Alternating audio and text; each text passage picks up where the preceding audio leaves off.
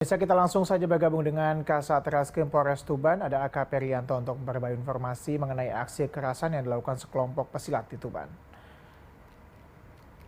Ya, selamat sore Pak. Pak, apakah pelaku ini sudah berhasil diamankan?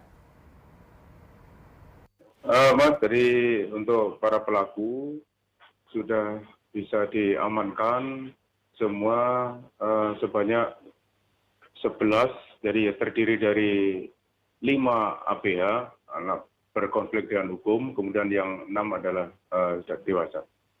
Jadi ada 11 orang Pak yang diamankan dalam kejadian ini?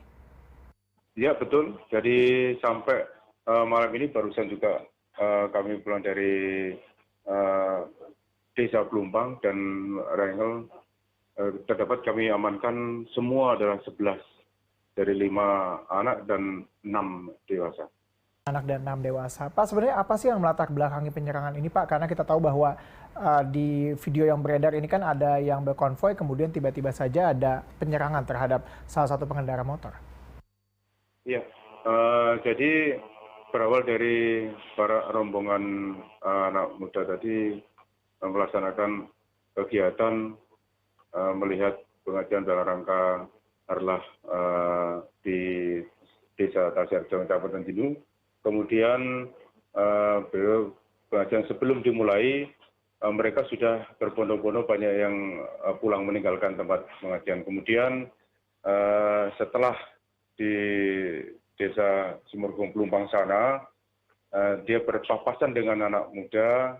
Kemudian salah satu anak muda itu menghampiri dan teman-temannya pun juga mengikuti menghampiri dan akhirnya terjadi pengeroyokan. Artinya apakah ada cekcok di sana atau ini perbuatan yang spontan, Pak? Jadi setelah berpapasan, mereka disapa dengan kata-kata kasar. Yang menyapa adalah dari rombongan anak-anak tadi. Kemudian berikut dari rombongan itu langsung menghampiri dan memotong jalan lawannya. Kemudian berhenti, teman-temannya juga ikut berhenti, langsung di situ ada terjadi pengeroyokan di TKP di situ. Satu orang Pak yang menjadi korban atau ada pihak-pihak lain juga yang ikut dalam pertikaian ini? Jadi yang dikeroyok ada 1 laki dan 1 perempuan. Ya. Laki dan 1 perempuan. Pak, apakah kemudian kalau kita melihat ini kan para pendekar silat begitu ya dari salah satu perguruan.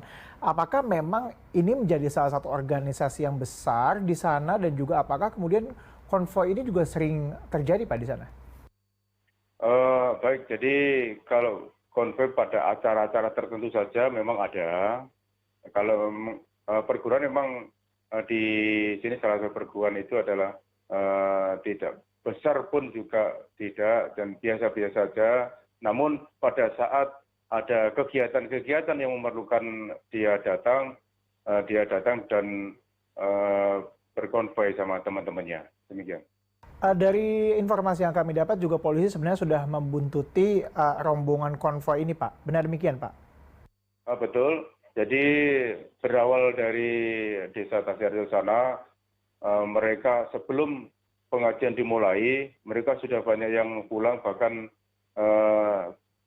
rombongan tersebut berawal berjalan dari Tasarjo melewati jalan dalam Desa Arman, Mentoso, Wadung, dan selanjutnya Jenuh ke timur kemudian lewat kota, kemudian kota ke timur melewati Paka ke selatan, itu daerah sudah masuk area Kecamatan Pelumpang, Pak.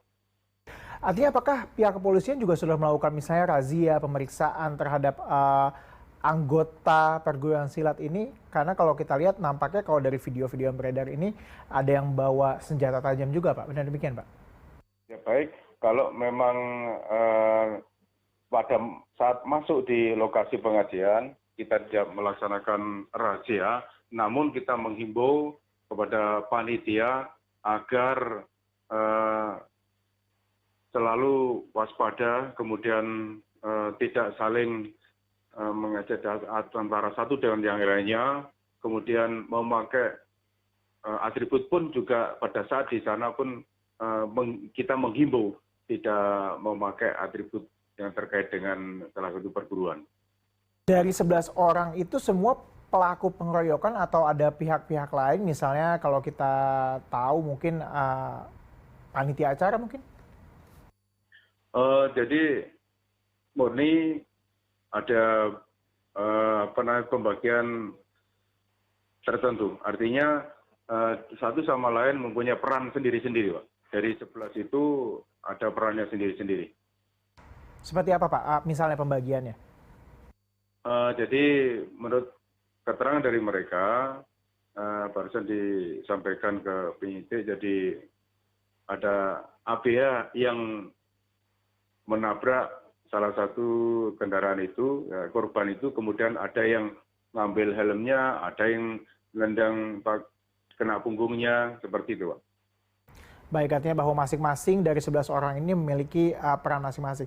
Terakhir Pak, karena kita tahu bahwa tadi Anda katakan ini melibatkan anak di bawah umur dan juga orang dewasa Pak. Apa kemudian pasal dan hukuman yang akan menjerat para pelaku ini Pak? Baik, jadi untuk ABH, anak berkonflik dengan hukum, memang ada undang-undang khusus yang mengatur. Kemudian terhadap yang dewasa juga kita sesuaikan dengan SOP yang ada. Untuk pasalnya adalah jelas pasal 170 ayat 2 ke 1 KUH pidana. Baik, terima kasih AKP Rianto telah bergabung sama kami di Berita Satu Malam, Pak. Terima kasih.